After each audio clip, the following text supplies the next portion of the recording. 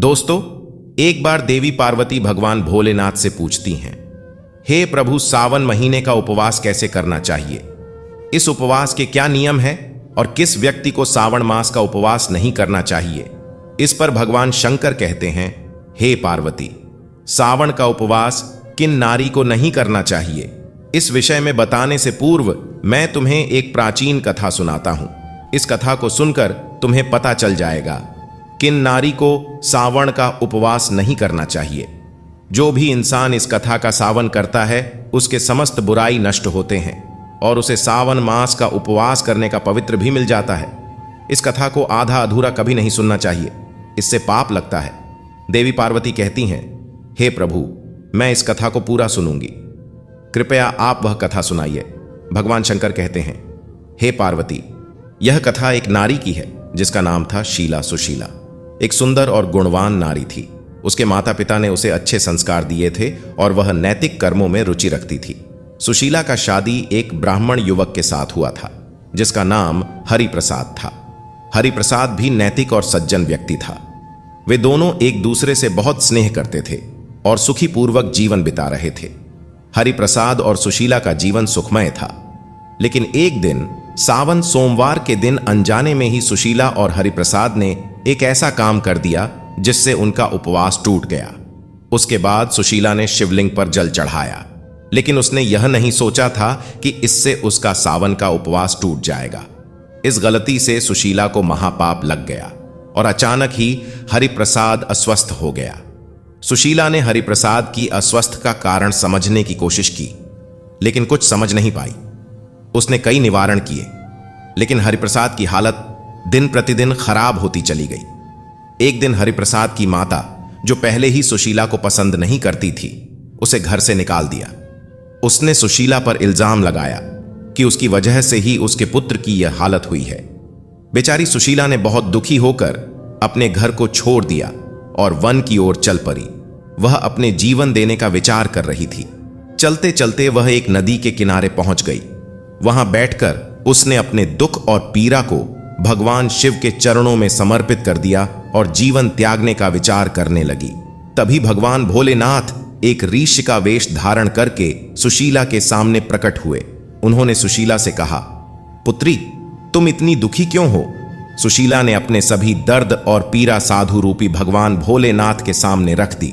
साधु रूपी भगवान शिव ने उसे बताया, तुम्हारे स्वामी की अस्वस्थ का कारण यह है कि तुमने सावन सोमवार के दिन अपने स्वामी के साथ संबंध बनाया था।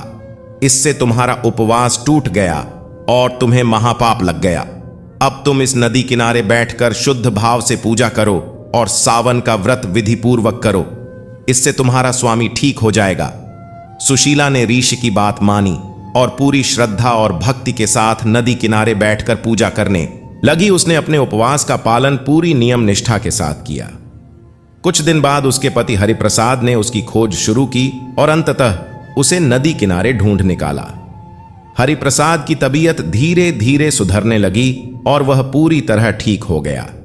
सुशीला और हरिप्रसाद ने भगवान भोलेनाथ को शुक्रिया और अपने जीवन को फिर से सुखमय बनाने का संकल्प लिया। भगवान भोलेनाथ देवी पार्वती को बताते हैं, हे पार्वती, सावन मास का उपवास अत्यंत पवित्र होता है और इसे बहुत ही श्रद्धा और भक्ति भाव के साथ किया जाना चाहिए, परंतु 3 प्रकार की स्त्रियों को इस उपवास को नहीं करना चाहिए। पहली नारी है विवाहित होकर भी पराये इंसान के साथ संबंध बनाने वाली नारी। ऐसी नारी जो विवाह के पश्चात भी अपने पति के अलावा किसी अन्य इंसान के साथ संबंध बनाती है, वह इस उपवास को करने की पात्र नहीं होती। उसका यह कार्य भ्रष्ट और पापमय होता है जो उसके उपवास को व्यर्थ कर देता है। दूसरी नारी है वह नारी जो दूसरों के साथ छल कपट करती है और बुरा व्यवहार करती है। ऐसी नारी जो अपने आसपास के लोगों के साथ छल कपट और धोखा करती है और जो समाज में बुरा व्यवहार करती है, उसे भी सावन मास का उपवास नहीं करना चाहिए। ऐसी नारी का हृदय शुद्ध नहीं होता और उसकी पूजा अर्चना लाभदायक नहीं होती। तीसरी नारी है वह नारी जो पतिव्रता न हो और जो अपने पति का अपमान करती हो। वह नारी जो अपने पति के प्रति आदर सम्मान और प्रेम का भाव नहीं रखती, जो अपने पति का अपमान करती है और उसे नीचा दिखाने की कोशिश करती है, वह इस व्रत को करने की पात्र नहीं होती। पति का आदर और सेवा न करने वाली नारी का व्रत और पूजा भगवान शंकर को स्वीकार नहीं होता। भगवान शंकर ने कहा, पार्वती, सावन मास का व्रत करने से मनुष्य के जीवन में सुख, शांति और समृद्धि आती है। इसलिए जो व्यक्ति इस उपवास को करना चाहता है उसे अपने मन, वचन और कर्म शुद्ध होना चाहिए और पूरी श्रद्धा और भक्ति के साथ इस उपवास को करना चाहिए। इस प्रकार भगवान शंकर ने देवी पार्वती को यह कथा सुनाई और बताया कि सावन मास का उपवास शुद्ध भाव और संकल्प के साथ करना चाहिए। इस उपवास के नियमों का पालन न करने से महापाप लगता है और अनेक कष्टों का सामना करना पड़ता है। इसीलिए हर व्यक्ति को सावन मास का व्रत पूरी नियम निष्ठा और श्रद्धा के साथ करना चाहिए। फिलहाल के लिए इतना ही। अपना ख्याल रखे, बड़ों का सम्मान करे, छोटों का प्यार दे, अपना व्यक्तित्व इस प्रकार से विकसित करे कि महिलाएं आपके साथ सुरक्षित और सम्मानित महसूस करें। वीडियो को अंत तक देखने के लिए धन्यवाद।